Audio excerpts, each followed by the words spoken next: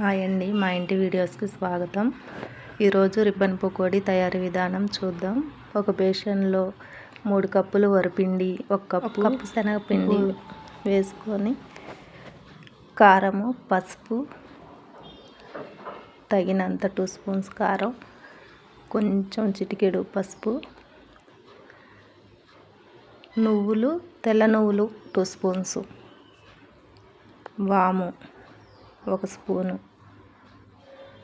అరచేతిలో వేసుకొని నలిసి వేయండి. స్మెల్ బాగా వస్తుంది.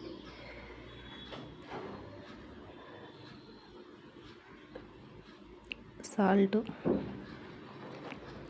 తగినంత సాల్ట్. తర్వాత వెన్న ఉంటే వెన్న వేసుకోండి, లేకపోతే బటర్ వేసుకోండి.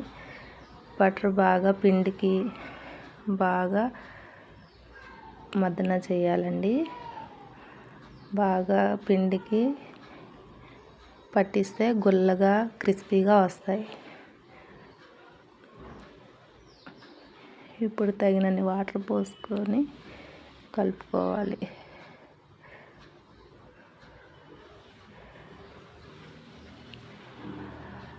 ఆయిల్ పెట్టుకొని హీట్ అవనివ్వాలి. బాగా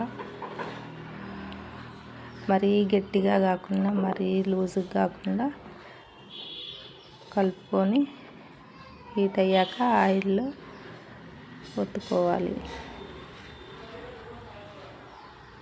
రిబ్బన్ పకోడీని మీ సైడ్ ఏమంటారో కామెంట్ చేయండి. ఒక్కో ఏరియాలో ఒక్కో రకంగా పిలుస్తారు కదండి. చెక్క పకోడీ అంటారు, రిబ్బన్ పకోడీ అంటారు, ఆకు పకోడీ అంటారు. మీ సైడ్ ఎలా పిలుస్తారో కామెంట్ చేయండి. మీరు ఎలా చేస్తారో కూడా కామెంట్ చేయండి. మా ఇంటి వీడియోస్ని సబ్స్క్రైబ్ చేసుకోండి. ఇంకా మీకు ఏ వంటకాలు కావాలో కామెంట్ చేయండి.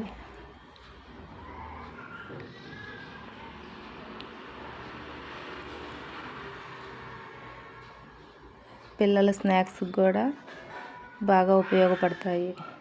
పిల్లలు ఇంట్రెస్ట్గా తింటారు.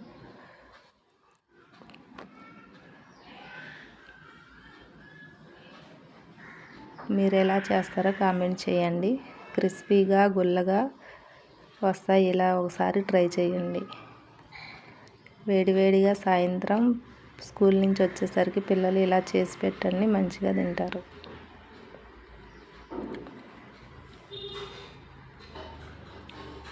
మా ఇంటి వీడియోస్ని సబ్స్క్రైబ్ చేసుకోండి, కామెంట్ చేయండి, లైక్ కొట్టండి.